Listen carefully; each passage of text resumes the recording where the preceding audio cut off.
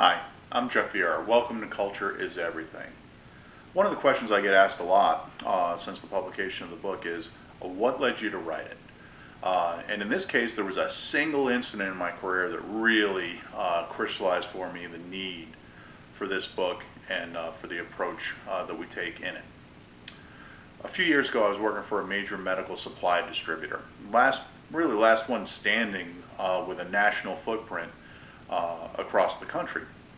135-year-old company, very customer service focused, and under extreme market pressure.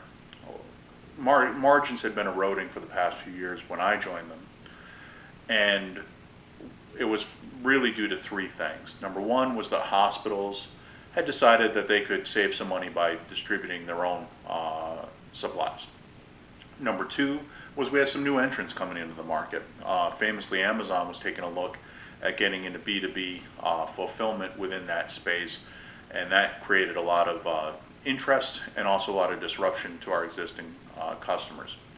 And then thirdly, and most importantly, manufacturers of medical supplies started to offer distribution for free to these hospitals, and that started eating into our market share as well. So major pressure on us. It's a low margin business to begin with. It's a cost plus business, so basically whatever the supplies cost, we have a slight percentage service charge that sits on top of it. That's where all the money for our company came from, and that was being attacked every time we went back out for a new proposal. Well, part of the challenge that we had was how could we reduce our cost faster than our margins were being cut in order to survive and continue.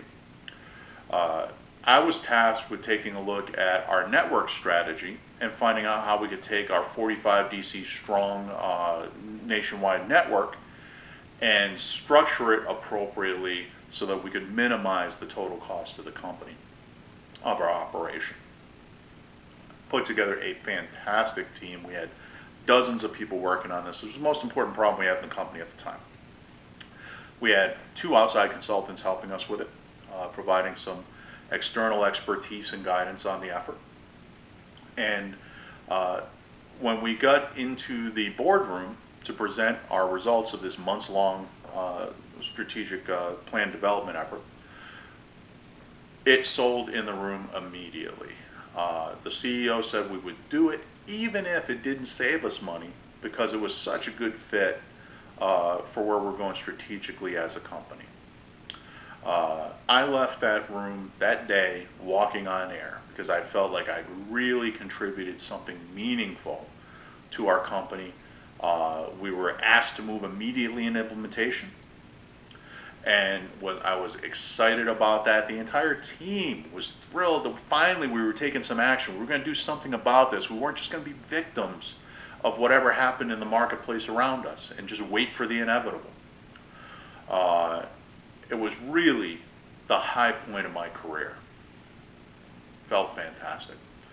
2 weeks later, we're planning the implementation, get called into a meeting with two members of the leadership team.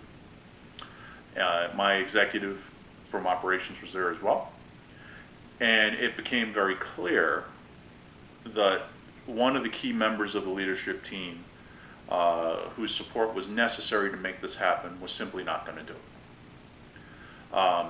The arguments given didn't make any sense at all to me. One of them was that, hey, we are a cost plus business. I want cost to be as high as possible because that's how we make our money. And he challenged me in the meeting, do you care to argue with that? I said, we are losing business every day because we're too high a cost for the hospital. So the more we add to the cost, the more we add to our service charge, the more business we are going to lose. We are hollowing out our distribution centers across the country, and at some point you can't sustain them based on the amount of business that we still have.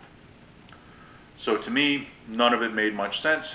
Once my executive heard that they were firm and they were not going to support this, um, he said, well, if you're not in, I'm not in either.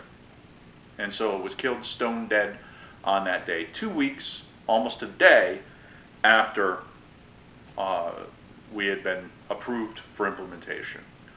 Months afterward of reflecting on this failure, of thinking about, boy, what could we have done differently?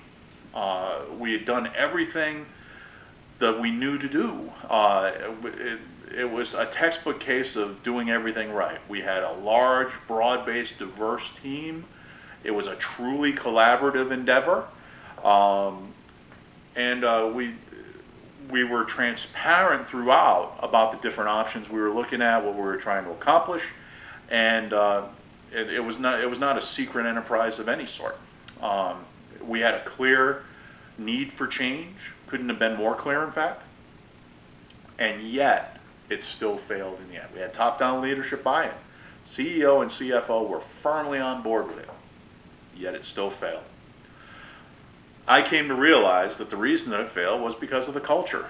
Former CEO had referred to the culture of the company as being 135 years unmarred by progress. So while we were a very customer-focused company, we were also one that was extremely resistant to change. Didn't like change. The main strategy in dealing with the market conditions that we had was hope they got better. You know, you would hear all the time, we would lose a major customer and they would say, they'll come around eventually. So that's the culture we were dealing with. I didn't see it coming. And so we had no real effective way of dealing with the fact that the culture was so against what we were doing. And were utterly unprepared when the culture fought back and won. And that was how I received a life lesson in the fact that culture is everything. Thank you.